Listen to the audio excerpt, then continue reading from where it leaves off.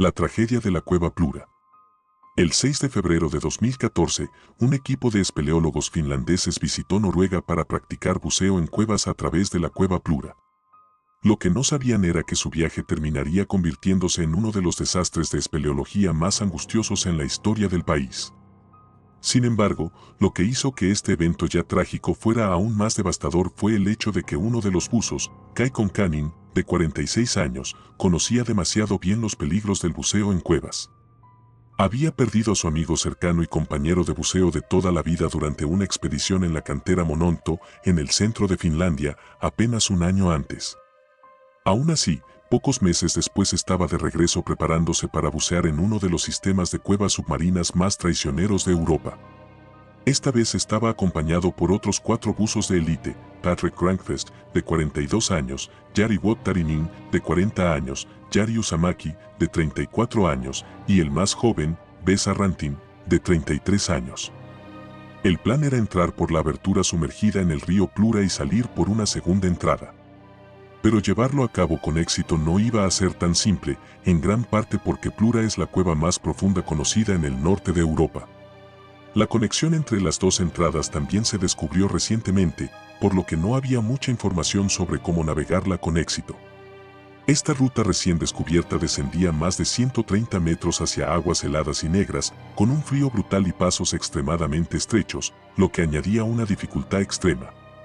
Incluso si todo salía según lo planeado, la inmersión aún tomaría 5 horas en completarse. Y en condiciones tan brutales e impredecibles, el margen de error era casi nulo.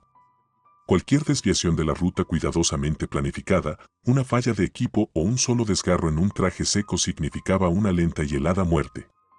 Con todo esto en mente, el grupo se dirigió al lugar de inicio el 6 de febrero y cortó un agujero triangular en el hielo para comenzar su descenso.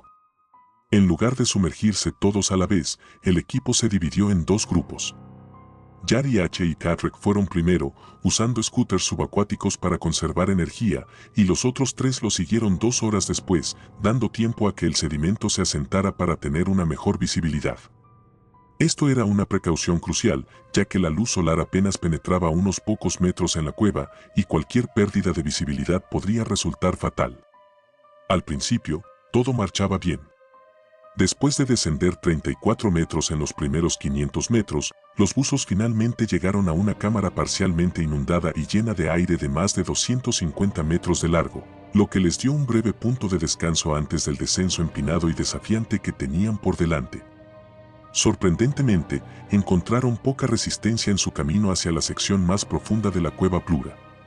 Y por un breve momento, se permitieron creer que toda la misión podría ser así de fácil. Desafortunadamente, estaban completamente equivocados. Lo comprendieron al llegar a una sección sorprendentemente estrecha de la cueva con un giro brusco. Un buzo completamente equipado apenas podía pasar. Pero en ese punto, avanzar era la única salida. Así que Patrick decidió ir primero. Sin embargo, mientras pensaba cómo podía girar en ese espacio, la linterna de Jari H. se apagó de repente y luego comenzó a parpadear rápidamente.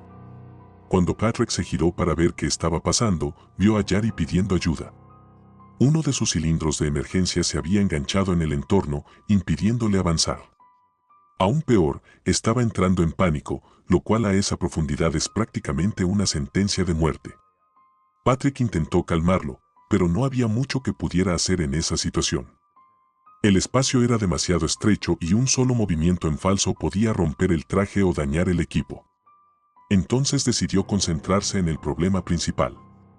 Soltó su scooter y nadó cuidadosamente hacia atrás para mover el cilindro unos metros hacia adelante, ayudando a Jari a liberarse. Pero cuando regresó para comprobarlo, la situación había empeorado drásticamente. El regulador de respiración de Jari había salido de su boca. Patrick lo colocó de nuevo lo más rápido que pudo, pero ya era demasiado tarde. Los pulmones de Jari ya estaban llenos de agua, acabando con su vida en el acto. Con el cuerpo sin vida de su amigo flotando frente a él, Patrick quería gritar, pero no podía. Tenía que mantener la calma, de lo contrario se convertiría en la siguiente víctima de las frías e indiferentes profundidades de Plura. Después de un tiempo para serenarse, Patrick revisó su ordenador de buceo para ver cuánto tiempo tendría que permanecer sumergido para evitar la enfermedad por descompresión. y, para su horror, marcaba 400 minutos, un aumento aterrador respecto a los 120 que había visto antes. Lo que se suponía iba a ser una inmersión de 5 horas ahora tomaría hasta 9, y permanecer más tiempo solo aumentaría aún más este tiempo. Sin otra opción, Patrick se dio la vuelta y comenzó a nadar hacia la segunda entrada. Lo que no sabía era que el segundo equipo se dirigía directamente al escenario que él acababa de dejar atrás. Siguiendo el plan original, los 3 buzos restantes partieron exactamente 2 horas después del primer equipo. Pero cuando descendieron a la sección más profunda, Besa escuchó una señal de socorro proveniente del equipo de alguien. Temiendo lo peor, nadó hacia el sonido, solo para encontrarse con la visión que más temía, el cuerpo sin vida de su amigo Yari bloqueando el estrecho túnel. Era demasiado duro de ver, pero el pasaje estrecho no le dejaba otra opción. Si quería avanzar, tenía que enfrentarlo. Podría haberse dado la vuelta, pero eso significaba pasar hasta 12 horas bajo el agua sin garantía de que el oxígeno les alcanzara. Mientras tanto, Yari Yu, que estaba justo detrás de Besa, se encontró con la misma trágica escena. Pero, a diferencia de Besa, perdió la compostura casi de inmediato y comenzó a entrar en pánico. Kai, el último buzo del equipo, trató de calmarlo, pero no funcionó. El pánico bajo el agua se vuelve letal en minutos. Su respiración se volvió extremadamente errática, lo que finalmente resultó en que Plura reclamara también la vida de Yari Uzumaki. Kai se apresuró a informar a Besa lo que había ocurrido, solo para encontrarlo golpeando violentamente, intentando pasar por el cuerpo de Yari H. Le rogó que se detuviera y regresara, pero Besa se negó. Sin otra opción, Kai decidió regresar solo por el camino por el que había venido. A esas alturas estaba convencido de que Besa también moriría como los otros. Pero, por algún milagro, Besa logró salir no mucho después de que Kai se diera la vuelta. En ese momento, 3 supervivientes nadaban solos, cada uno creyendo que era el único que había logrado salir con vida. Patrick y Besa se dirigían hacia la cámara seca de Stan Uloflag, mientras Kai avanzaba lentamente hacia la entrada de Plura. Después de 8 horas y media en el agua, Patrick fue el primero en alcanzar la superficie alrededor de las 9 de la noche, con Besa emergiendo solo 1 hora más tarde. Al otro lado de la cueva, Kai rompió el hielo del estanque de la entrada alrededor de la 1:30 de la mañana y se arrastró hasta la furgoneta con la que habían llegado. No sabía si Patrick o Besa seguían vivos, pero mantuvo la esperanza y esperó a que llegaran. Por suerte, no tuvo que esperar mucho. Ambos alcanzaron la furgoneta alrededor de las 2 de la mañana, marcando el fin de su horroroso viaje a través de la cueva submarina. La inundación de la cueva Verovkina. Pero tan aterrador como fue el desastre de Plura, estaba lejos de ser la única cueva en poner a prueba los límites de la resistencia humana. Apenas 4 años después, otro descenso en la cueva más profunda del mundo se convirtió en una lucha aún más desgarradora por la supervivencia, una que haría que el infierno de Plura pareciera misericordioso en comparación. En las montañas de Abjasia, Georgia, se encuentra la cueva Verovkina, un abismo que se hunde a más de 7.200 pies bajo tierra. Alcanzar su fondo es equivalente a viajar a través de casi 2,5 kilómetros de oscuridad, aire frío y claustrofobia. Menos personas han alcanzado el fondo de Verovkina que las que han pisado la superficie de la Luna. En agosto de 2018, un equipo de espeleólogos rusos dirigido por Pavel Demidov y Ilya Turbanov emprendió la misión de explorar el abismo. Se encontraban entre los mejores en su campo, fuertes, bien entrenados y acostumbrados a semanas de vivir bajo tierra. La expedición no era simplemente por deporte, estaban en una carrera para cartografiar las profundidades de Verovkina y reclamar oficialmente su título como la cueva más profunda conocida del planeta. Durante varios días, descendieron más y más hacia el corazón de la Tierra. La cueva era implacable, estrechas grietas, pasos empinados y cascadas que caían dentro de pozos interminables. Pero los hombres estaban preparados para esto. Con cuerdas, ascensores, taladros y linternas, atravesaron una serie de cámaras que parecían imposibles de conquistar. Finalmente, alcanzaron casi el fondo, estableciendo un campamento a más de 6.000 pies de profundidad. Pero entonces, el enemigo invisible que ha cazado a espeleólogos durante generaciones apareció, el agua. En la superficie, tormentas repentinas comenzaron a azotar las montañas. La lluvia se filtró rápidamente en el sistema subterráneo y, sin previo aviso, Verovkina empezó a inundarse. El agua primero llegó como un goteo distante, luego como un arroyo, y pronto, como un rugido imparable que llenaba los túneles. Pasajes que los hombres habían cruzado en seco apenas unas horas antes se transformaron en ríos violentos. Para los espeleólogos, no había tiempo que perder. Sabían que, una vez que los pasajes clave quedaran sumergidos, podrían quedar atrapados a una milla bajo tierra, sin posibilidad de escape. El aire comenzó a volverse denso y el rugido del agua era ensordecedor. El equipo luchó por subir, uno tras otro, trepando por las cuerdas mientras el agua los golpeaba. Los pasajes se convirtieron en canales resbaladizos, las paredes mojadas ofrecían poco agarre. En un punto, un miembro del equipo fue casi arrancado de la cuerda por la fuerza del agua, apenas aferrándose mientras el torrente lo empujaba hacia un pozo sin fondo. La comunicación era casi imposible. Cada grito era tragado por el rugido del diluvio. Y cada minuto que pasaba, las rutas de escape se estrechaban más y más. El ascenso, que normalmente habría tardado horas, se convirtió en una carrera desesperada por la vida.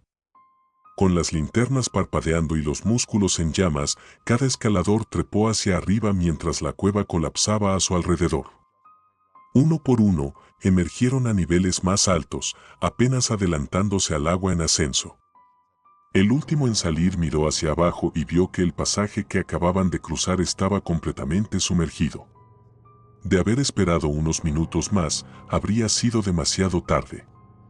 El equipo finalmente alcanzó la superficie, exhausto, empapado y temblando. Nadie murió esa noche, pero todos sabían lo cerca que habían estado de quedar atrapados para siempre en la tumba más profunda de la tierra. Pavel Demidov más tarde describiría la experiencia con palabras inquietantes. Fue como si la propia montaña intentara tragarnos vivos. La historia de Chad el espeleólogo.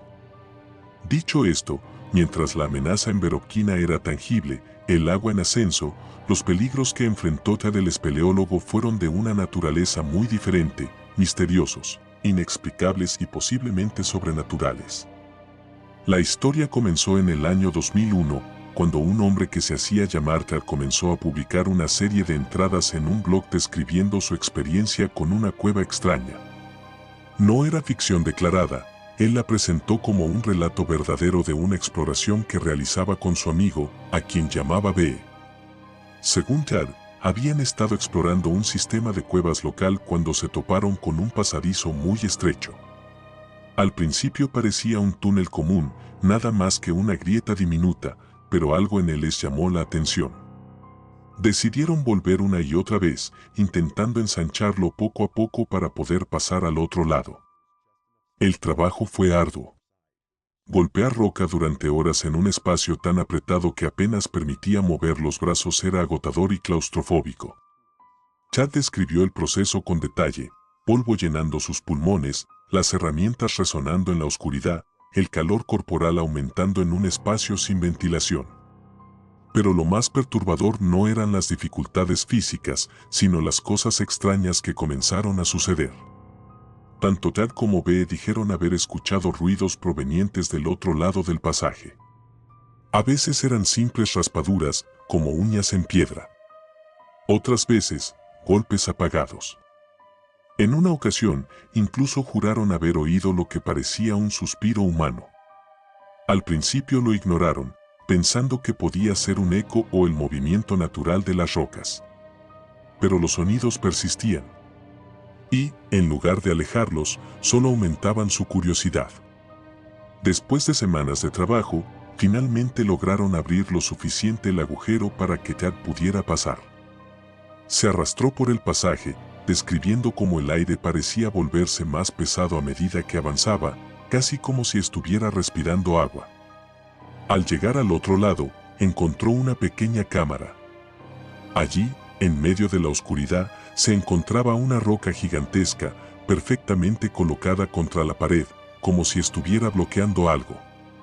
Y de detrás de esa roca venían los ruidos. raspaduras, como si algo estuviera intentando salir. De repente, un viento violento lo golpeó, acompañado de un sonido ensordecedor, como un grito. El pánico lo invadió. Chad se dio la vuelta y comenzó a arrastrarse de regreso por el túnel lo más rápido que pudo. El aire era sofocante, húmedo, casi irrespirable. Finalmente emergió al otro lado, jadeando. B también había escuchado los ruidos. No se detuvieron a discutir. Salieron corriendo de la cueva. Cuando alcanzaron la cuerda para trepar hacia la superficie, algo empezó a tirar de ella desde abajo. Los dos escalaron frenéticamente y cuando finalmente salieron al exterior, B sacó su cuchillo y cortó la cuerda, dejándola caer en la oscuridad. Uno pensaría que esa habría sido la última vez que Chad y B se acercarían a la cueva. Pero Chad no pudo resistir. Su blog continuó con más entradas, describiendo sus planes de regresar, sus sentimientos de obsesión y sus sueños inquietantes sobre el agujero y lo que pudiera haber detrás de la roca. Finalmente, Chad publicó una última entrada en su blog, dirigida a su familia y amigos. Para mi familia y amigos que están leyendo esto, les digo, estén en paz. Conquistaré esta cueva. Luego volveré y actualizaré este sitio web inmediatamente. Incluiré cualquier foto que tomemos en la cueva hoy, y si pasan por mi casa, les mostraré el video que tendré. Espero estar en casa esta noche o mañana a más tardar. Los veré pronto con muchas respuestas. Con amor, Chad. Esta fue la última vez que Chad escribió en internet. Nunca más se actualizó su blog. Su historia rápidamente se hizo viral, discutida en foros de internet durante años. Algunos creían que Chad y B habían sido víctimas de una criatura demoníaca que vivía dentro de la cueva. Otros sugerían que el agujero detrás de la roca era un portal hacia otro mundo. Sin embargo, 2 décadas después, un canal de YouTube llamado Nekpadek logró rastrear al verdadero Chad y entrevistarlo. Y allí se reveló la verdad, gran parte de la historia era ficción. Sí, Chad había explorado una cueva real, pero los eventos sobrenaturales y el agujero misterioso habían sido inventados como parte de un experimento narrativo de terror en forma de blog. Aún así, la historia de Chad el espeleólogo permanece hasta hoy como una de las leyendas de cuevas más inquietantes e inolvidables del Internet.